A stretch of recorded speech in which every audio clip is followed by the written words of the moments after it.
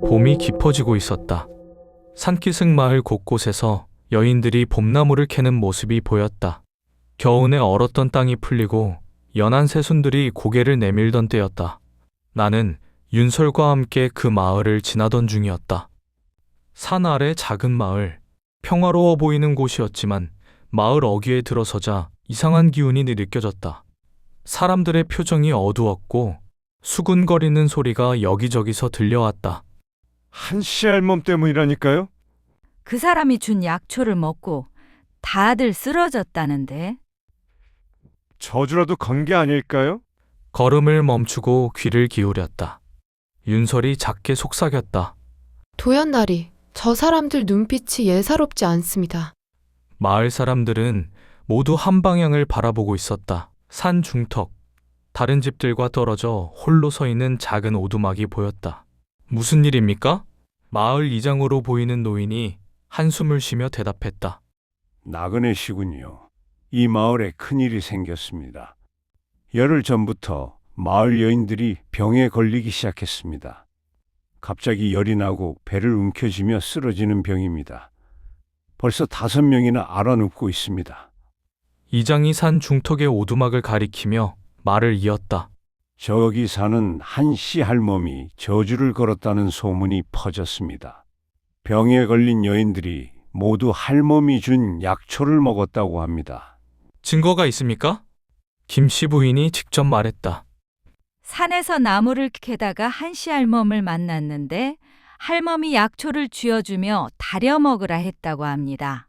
그런데 그날 밤부터 열이 나기 시작했다는 겁니다. 윤설이 주변을 둘러보며 말했다. 도연나리, 마을 사람들이 모두 한씨 할멈을 원망하는 눈빛입니다. 한씨 할멈은 어떤 사람입니까? 이장이 잠시 망설이다 대답했다. 원래는 조용하고 해코지할 사람이 아니었습니다. 10년 넘게 혼자 살면서 약초를 캐서 팔아 생계를 이어왔습니다. 마을 사람들이 아플 때 약을 지어주기도 했고요. 그런 사람이 갑자기 왜 저주를 걸었다는 겁니까? 이장은 대답하지 못했다. 그때 마을 한쪽에서 소란이 일어났고 사람들이 우르르 몰려가기 시작했다. 나는 윤설과 함께 그 뒤를 따라갔다. 산 중턱 오두막 앞, 마을 사람들이 집 앞마당에 모여 있었다. 그 중심에 50대 중반으로 보이는 사내, 최 씨가 서 있었다. 한씨 할멈, 나오시오. 최 씨가 큰 소리로 외쳤다. 오두막 문이 천천히 열렸다. 백발의 노파가 모습을 드러냈다. 한씨 할멈이었다. 왜소한 체구의 얼굴은 핏기 없이 창백했다. 무슨 일이십니까? 할멈의 목소리는 떨리고 있었다. 최 씨가 손가락으로 할멈을 가리키며 소리쳤다. 당신이 우리 마을 여인들에게 저주를 걸었소. 당신이 준 약초를 먹고 다들 병이 났단 말이오. 아닙니다. 저는 그런 일을. 증거가 있소.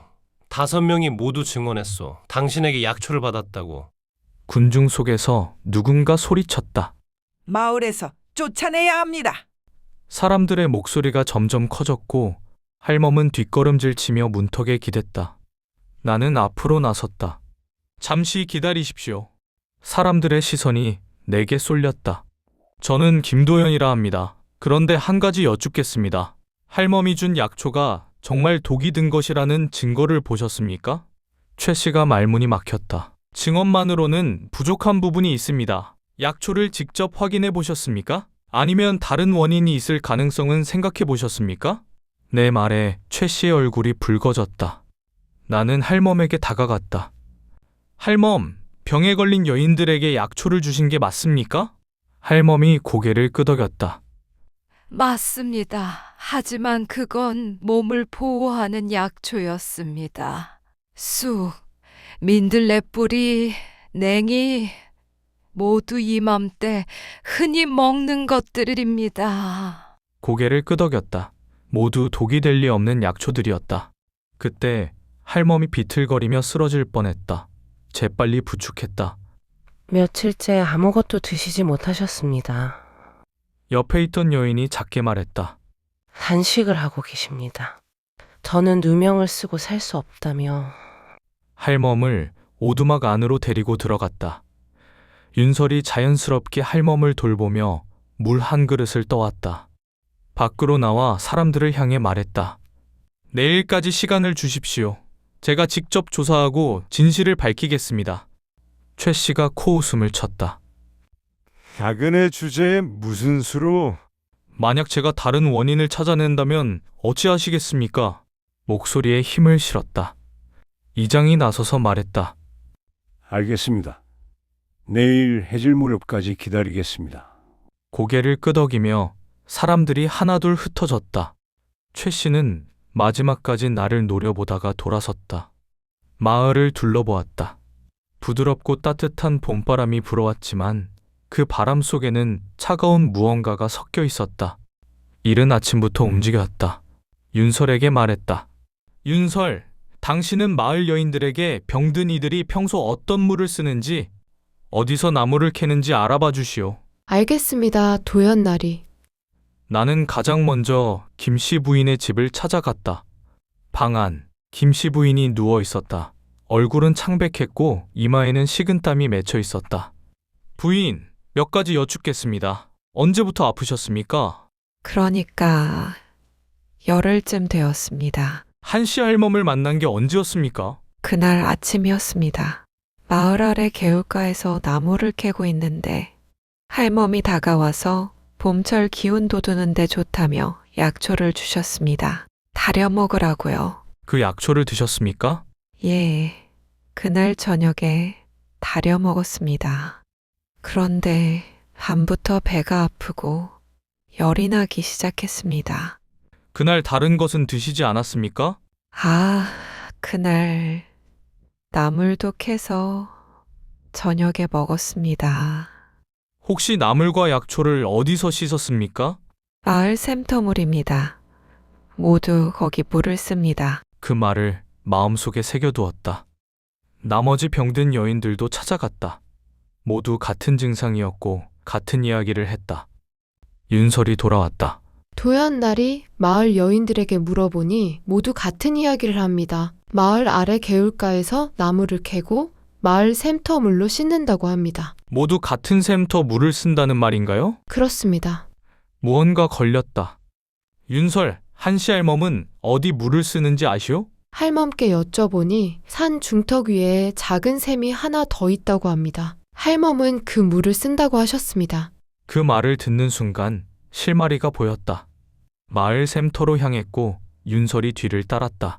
샘터는 마을 한가운데 있었다. 큰 바위 틈에서 물이 솟아나와 작은 웅덩이를 이루고 있었다. 여인들이 빨래를 하고 있었다. 샘터 주변을 천천히 살펴보았다. 물은 맑아 보였다. 하지만 샘터 끝자락 물이 흘러내려가는 곳에 뭔가 이상한 것이 보였다. 물 위에 기름 같은 것이 떠 있고 그 아래 썩은 풀 같은 것이 가라앉아 있었다. 근처 나뭇가지로 물속을 뒤적였다. 순간 무언가 떠올랐다. 작은 동물의 사체였다. 이미 부패가 많이 진행된 상태였다. 이게 뭡니까? 빨래하던 여인이 비명을 질렀다. 죽은 쥐입니다. 아마 열흘쯤 된 것 같습니다. 차분하게 말했다. 그럼 우리가 이 물을 마셨단 말입니까? 샘물 자체는 깨끗합니다. 하지만 이 끝자락 물은 오염되었습니다. 혹시 여기 물로 나무를 씻은 분이 있습니까? 여인들이 서로 얼굴을 마주 보았다. 저희가 그랬습니다. 샘터 위쪽은 식수로 쓰고 아래쪽 물은 빨래나 나물 씻는 데 썼습니다. 한 여인이 떨리는 목소리로 대답했다. 병의 원인은 한씨 할멈의 약초가 아닙니다. 오염된 물로 씻은 나물 때문입니다. 여인들의 얼굴이 창백해졌다. 하지만 머릿속에는 또 다른 의문이 떠올랐다. 그렇다면 왜 할멈 탓이라는 소문이 퍼진 것일까? 처음 할멈이 저주를 걸었다고 말한 사람이 누구입니까? 여인들이 서로 쳐다보다가 한 명이 입을 열었다. 최 씨 어른이 그러셨습니다. 김 씨 부인이 할멈에게 약초를 받았다고 하니 그게 틀림없다고 하셨습니다. 윤설이 작게 속삭였다. 도연날이 어제 할멈 집 앞에서 가장 크게 소리치던 사람도 최 씨였습니다. 윤설 최 씨에 대해 더 알아봐 주시오. 할멈과 무슨 관계인지. 알겠습니다. 잠시 후 윤설이 돌아왔다. 도연날이 마을 사람들 말로는 최 씨가 한씨 할멈의 선산 땅을 탐낸다고 하는데 그 이유가 그 산에 귀한 약초가 자란다고 합니다. 그 말을 듣는 순간 모든 것이 명확해졌다. 윤설과 함께 최 씨의 집을 찾아갔다. 제법 큰 기와집이었다. 마당에서 최 씨가 담뱃대를 물고 있었다. 또 왔어? 병의 원인을 찾았습니다. 한씨 할멈의 약초가 아니라 오염된 샘물 때문이었습니다. 샘터 끝자락에 죽은 동물이 있었습니다. 최 씨는 잠시 말이 없었다. 그럼 할멈은 무죄란 말이오? 그렇습니다. 그런데 한 가지 이상한 점이 있습니다. 최 씨를 똑바로 바라보았다. 당신이 처음 할멈을 의심했다고 들었습니다. 왜 그랬습니까? 최 씨의 얼굴이 붉어졌다. 주변을 둘러보았다. 집 뒤편으로 산이 이어져 있었다. 저 산이 할멈의 땅 아닙니까? 할멈 집에서 보았습니다. 저 산 중턱까지가 할멈의 선산이라고 했습니다. 그런데 당신 집이 그 경계선 바로 아래 있습니다. 최 씨는 대답하지 않았다. 혹시 그 땅을 탐내신 겁니까? 할멈을 마을에서 쫓아내면 그 땅을 차지할 수 있다고 생각하신 겁니까? 최 씨의 어깨가 떨렸고 잠시 침묵이 흘렀다. 최 씨가 입을 열었다. 저 산에 귀한 약초가 자랍니다. 인삼은 아니지만 팔면 제법 돈이 됩니다. 할멈이 혼자 그걸 다 차지하고 있습니다. 나는 그게 아까웠습니다. 그래서 소문을 퍼뜨린 겁니까? 나는 그냥 조금만 겁을 주려던 것이었습니다. 할멈이 스스로 마을을 떠나면 최 씨의 목소리가 점점 작아졌다. 당신은 한 사람의 목숨을 위태롭게 한 겁니다. 할멈은 며칠째 단식 중입니다. 누명을 쓰고 죽느니 차라리 굶어 죽겠다고 했습니다. 최 씨가 고개를 떨구었다. 소문은 칼보다 날카롭습니다. 한번 퍼진 소문은 한 사람의 명예를, 삶을, 목숨을 앗아갈 수 있습니다. 목소리에는 분노가 담겨 있었다. 마을 사람들 앞에서 진실을 말하십시오. 그리고 할멈께 용서를 구하십시오. 최 씨는 아무 말도 하지 못했다. 최 씨를 뒤로하고 밖으로 나왔고 윤설이 따라 나왔다. 하늘을 올려다보니 해가 중천에 떠 있었다. 윤설, 이제 마을 사람들에게 진실을 알려야 합니다. 알겠습니다, 도연나리. 해가 서쪽으로 기울기 시작했다. 마을 이장과 함께 마을 사람들을 모았다. 사람들이 하나둘 마을 회관 앞에 모여들었다. 최 씨도 고개를 숙인 채 서 있었다. 이장이 사람들 앞에 섰다. 여러분, 김도연 나리께서 진실을 밝혀내셨다고 합니다. 앞으로 나섰다. 여러분, 병의 원인을 찾았습니다. 한씨 할멈의 약초가 아니었습니다. 마을 샘터 끝자락에 오염된 물이 원인이었습니다. 샘터 아래쪽에 죽은 동물이 있었고 그 물로 나무를 씻어 드신 분들이 병에 걸린 것입니다. 사람들의 얼굴이 창백해졌다. 그럼 할멈은 정말 무죄란 말입니까? 그렇습니다. 할멈이 주신 약초는 몸에 좋은 것들이었습니다. 그렇다면 왜 할멈 탓이라는 소문이 퍼진 겁니까? 최 씨를 바라보았다. 최 씨 어르신께서 말씀하시는 것이 좋겠습니다. 사람들의 시선이 최 씨에게 쏠렸다. 최 씨는 고개를 숙인 채 떨리는 목소리로 입을 열었다. 제가 잘못했습니다. 제가 처음 할멈을 의심했습니다. 할멈의 선산 땅이 탐났습니다. 거기 귀한 약초가 자라는데 할멈 혼자 그걸 차지하고 있었습니다. 제가 욕심을 부렸습니다. 사람들이 술렁거렸다. 땅 욕심 때문에 사람을 죽일 뻔했단 말입니까? 목소리들이 높아졌다. 최 씨는 조금만 겁을 주려 했다고 합니다. 하지만 소문은 눈덩이처럼 커졌고 할멈은 누명을 쓰고 죽음을 각오했습니다. 사람들을 둘러보았다. 소문은 봄바람보다 빠릅니다. 한번 퍼지면 막을 수 없습니다.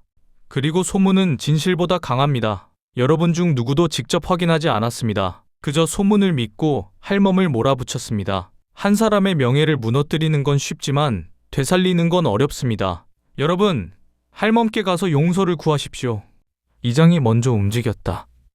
할멈께 가서 사과드려야겠습니다. 여러분, 함께 갑시다. 사람들이 산 중턱 한씨 할멈의 집으로 향했다. 이장이 조심스럽게 문을 두드렸다. 할멈, 저희입니다. 문 좀 열어주십시오. 문을 열었더니 할멈이 자리에 누워 있었다. 얼굴은 더 핏기를 잃었고 숨소리가 가늘었다. 할멈, 다가가 할멈을 흔들었다. 할멈이 천천히 눈을 떴다.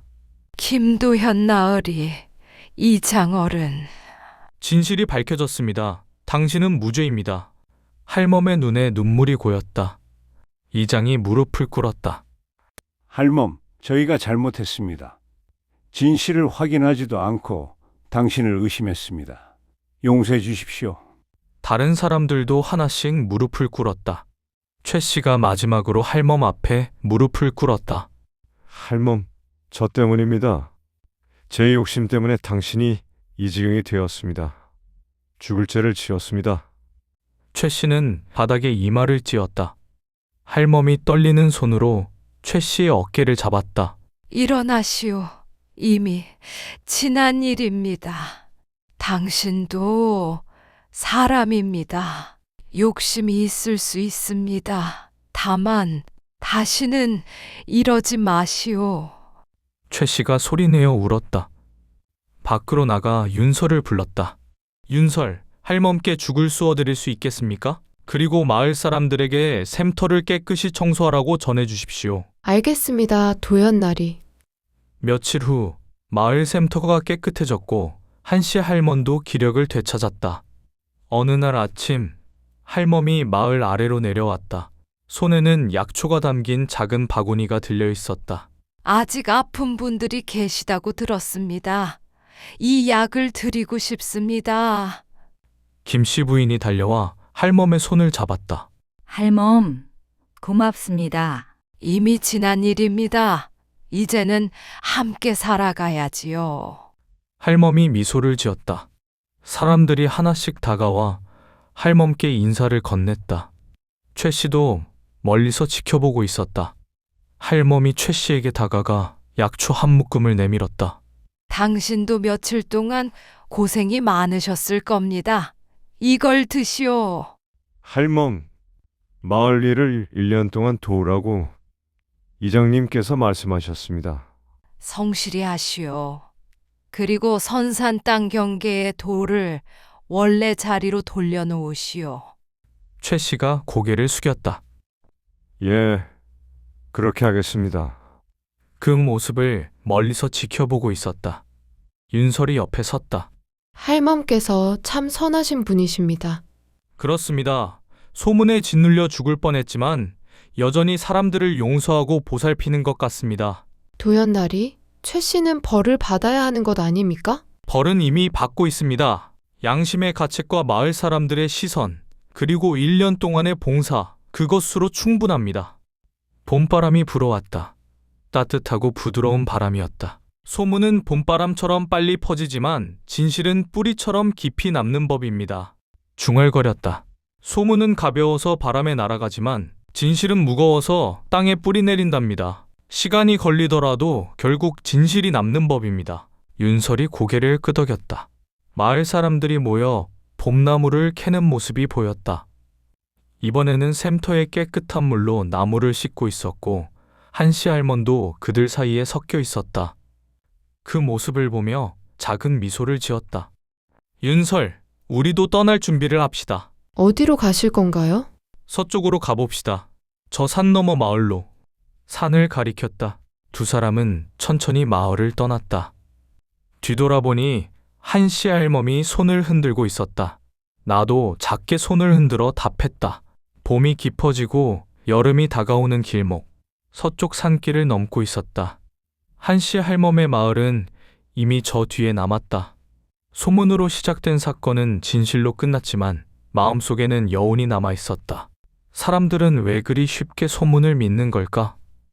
하지만 걸음을 멈추지 않았다. 저 산 너머에도 진실을 기다리는 누군가가 있을 것이다.